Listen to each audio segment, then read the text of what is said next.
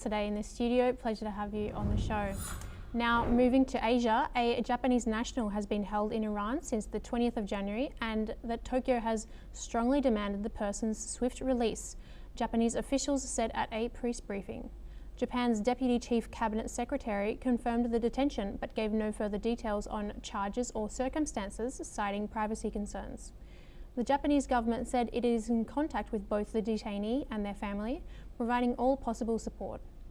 International media reports have identified the person as a senior journalist based in Tehran, but this has not been officially confirmed by Japan's foreign ministry. Authorities in Tehran have not yet responded publicly to Japan's calls for release. The case adds to tensions as foreign governments monitor the situation for broader implications for diplomatic safety and regional relations.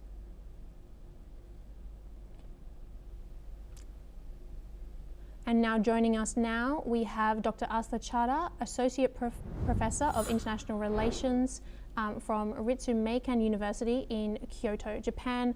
Thank you so much for joining us, Professor. Now, what do you think about the potential diplomatic and political implications for Japan in publicly demanding for the release of this person? Do you think that perhaps diplomatic negotiations behind the scenes may have failed and they have turned to this public demand in response? Right. I mean, we need to understand that sitting here in Japan, we really do not know who this person is because Japanese government and, the national public broadcaster NHK have been very quiet about the identity of this said individual who, according to other media sources, does work for NHK. And from what we are hearing from outside of Japan media, this person was, reporting on Iran and had been working for the Middle Eastern desk for quite some time, and was posted in Southeast Asia back in 2017. But that's as far as we know. With regard to the Japanese government stance, I mean, we must understand that Japanese politics has also undergone a lot of change.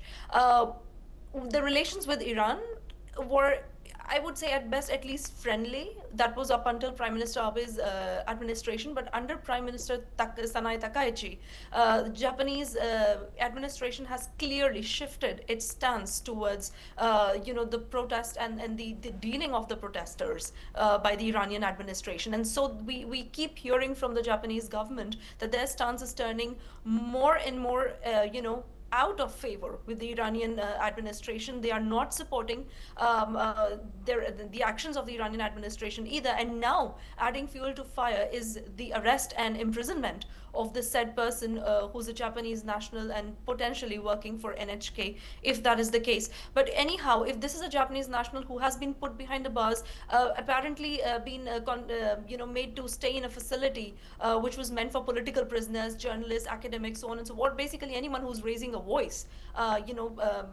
in this intense period of civil unrest, Japan has taken this very seriously. Japan stands together with the G7, on its position with regard to the Iranian protests. What can they do? Well, we know now that the Japan-Iran relations stand at a historic low.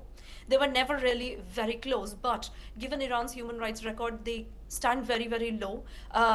Japan has maintained vocal criticism of Iranian administration, and now they're asking for release in the strongest of words. And it is very, very likely that Japan will continue to uphold this stance together with the other G7 nations up until at least this Japanese national is released from custody. So as far as I'm looking at this from a human rights perspective, Japan is very clear on its stance.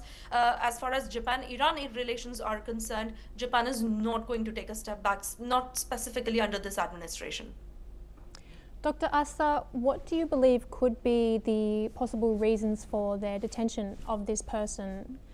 Taking into account we don't actually know this person's identity or confirmed occupation even. Right. I mean, the basic, I suppose the information that's available out in the news is that, this person is kept together in Tehran in a facility, like I mentioned, for anyone who was raising the voice against the Iranian administration, who was either in directly or indirectly engaged in, together with the other political prisoners, or anyone who was a journalist or was helping and assisting journalism or an academic and was voicing very clearly any dissent towards the government. And looks like, I mean, if this person is in fact somehow related to Japan's public broadcaster, this would really, I would say, adversely affect Japan-Iran relations, because in general, at least for the basic freedom of speech that Japan has maintained, at least within its territory, it expects the same treatment to be given out to its own reporters abroad, no matter whether they're operating in a war zone or a conflict zone, or in case of any political unrest. Given that background, if that is true, potentially this person could have been the Tehran bureau chief for Japan's NHK. If not, then as per the public profile which is available as of now, like I mentioned, Japanese government has not given out his identity.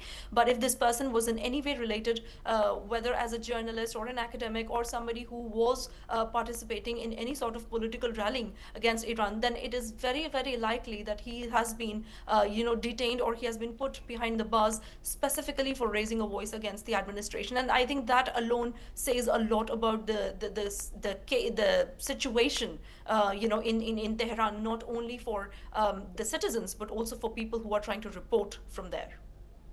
Right.